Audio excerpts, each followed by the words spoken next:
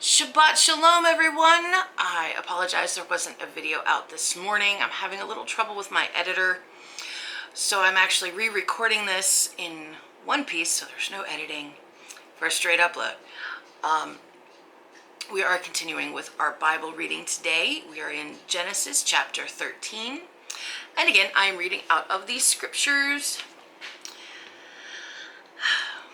And I guess that's it. So, to get right to it, chapter 13.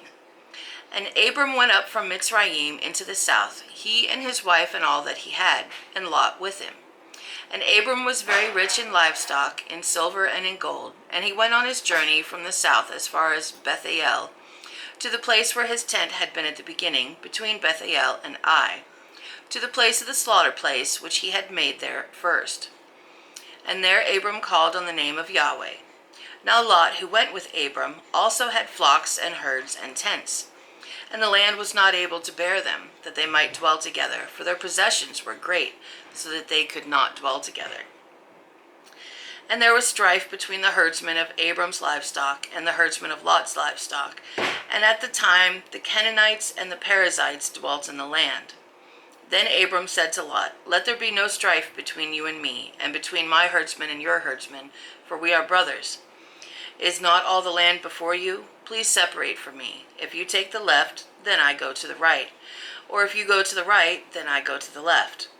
And Lot lifted his eyes and saw all the plain of the Jordan, that it was well watered everywhere, before Yahweh destroyed Sodom and Gomorrah, like the garden of Yahweh, like the land of Mitzrayim, as you go toward Zoar. So Lot chose for himself all the plain of the Jordan, and Lot moved east. Thus they separated from each other. Abram dwelling in the land of Canaan, and Lot dwelling in the cities of the plain, and pitched his tent as far as Sodom. But the men of Sodom were evil and sinned before Yahweh, exceedingly so. And after Lot had separated from him, Yahweh said to Abram, Now lift up your eyes and look from the place where you are, northward and southward, and eastward and westward. For all the land which you see I shall give to you and your seed forever.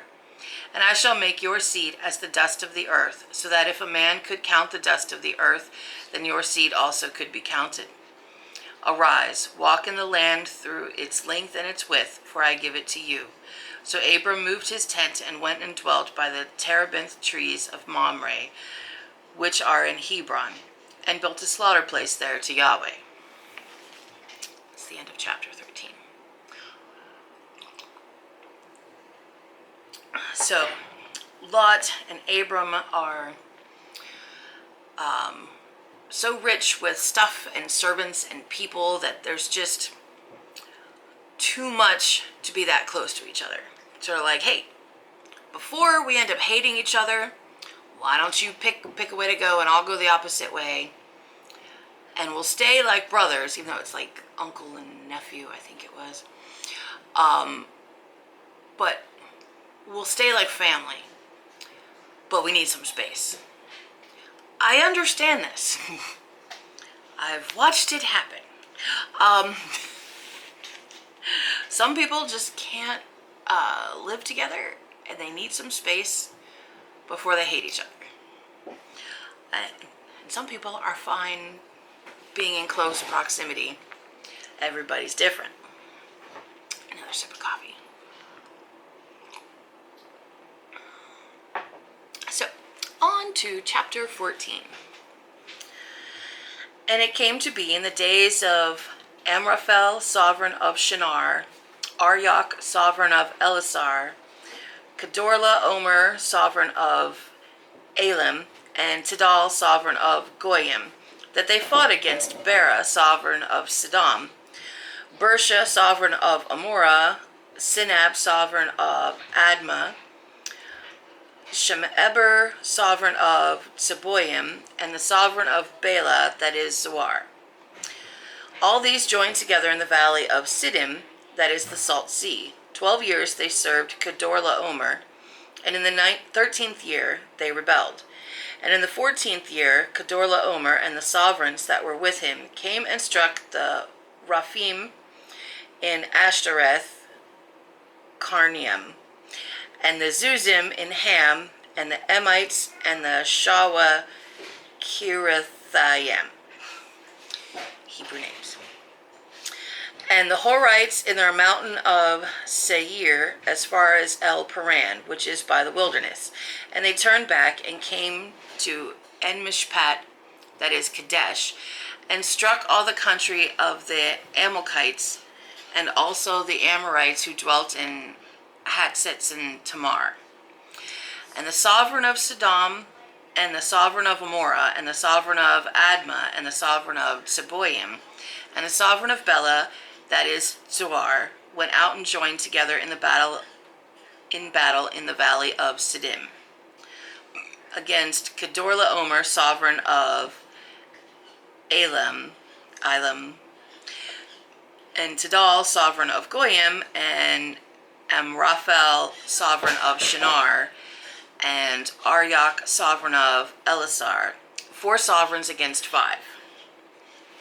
I so do apologize for my horrible pronunciations of Hebrew names. And the valley of Siddim had many tar pits, and the sovereigns of Sodom and Amorah fled and fell there, and the remainder fled to the mountains. And they took all the goods of Sodom and Amorah, and all their food, and went away. And they took Lot, Abram's brother's son, who dwelt in Sodom, and his goods, and left. And one who had escaped came and informed Abram the Hebrew, for he dwelt by the terebinth trees of the Mamre, the Amorite, brother of Eshcol and brother of Aner, that they had a covenant with Abram. And when Abram heard that his brother was taken captive, he armed his 318 trained servants who were born in his own house, and went in pursuit as far as Dan. And he and his servants divided against them by night, and struck them, and pursued them as far as Hobah, which is on the left of Damascus. We'll go with that one. So he brought back all the goods, and also brought back his brother Lot and his goods, as well as the women and the people. And after his return from the striking of Kedorlaomer and the sovereigns who were with him, the sovereign of Sodom came out to meet him at the valley of Shaweh, that is the sovereign's valley.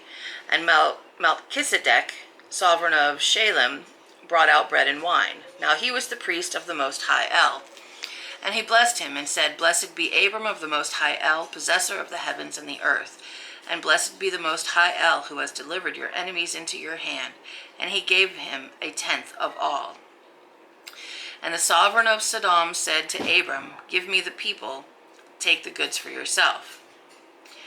But Abram said to the sovereign of Sodom, I have lifted my hand to Yahweh, the Most High El, the possessor of the heavens and earth, not to take a thread or a sandal strap or whatever is yours, lest you should say I have made Abram rich.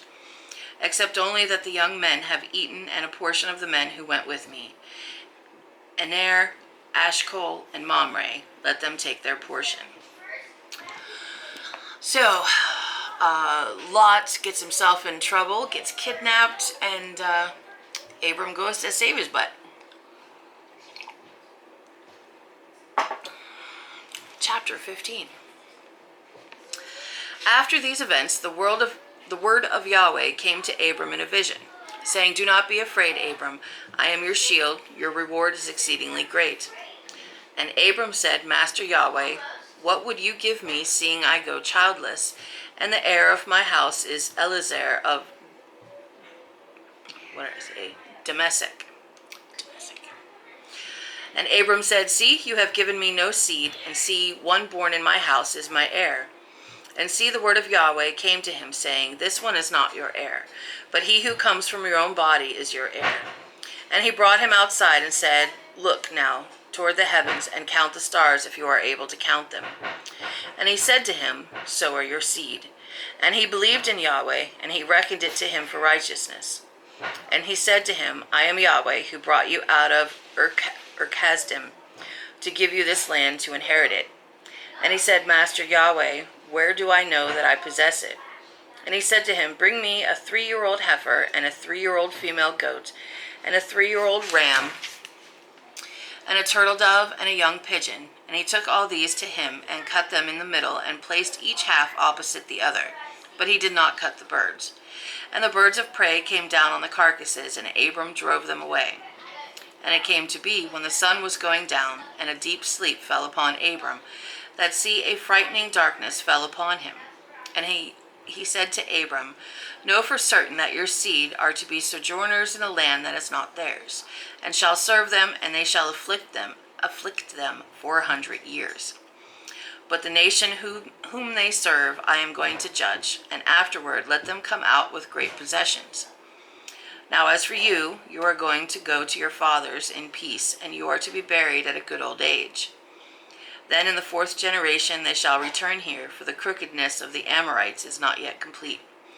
And it came to be, when the sun went down and it was dark, that see, a smoking oven and a burning torch passing between those pieces. On the same day Yahweh made a covenant with Abram, saying, I have given this land to your seed, from the river of Mitzrayim to the great river, the river Euphrates, with the Canaanite and the Kenizzite and the Cadmonite, and the Hittites and the Perizzites, and the Raphaim, and the Amorites, and the Canaanite, and the Girgashite, and the Jebusite. Lots of ites. A lot of references to peoples and places, still all in the same general region, but there's a bit of foreshadowing there of what is to come. For those of you who already know the story, I'm sure you're well aware. But there's going to be some trouble coming, and after a time, everyone will be returned. But that is all for today. We will continue next week, and I hope everyone had a great Thanksgiving and have a great Sabbath. So thanks for coming along with me. I hope you are reading along and enjoying, or at least enjoy watching me say Hebrew names, because yeah. So have a great day, everybody. Thank you, and may God bless you all. Shalom.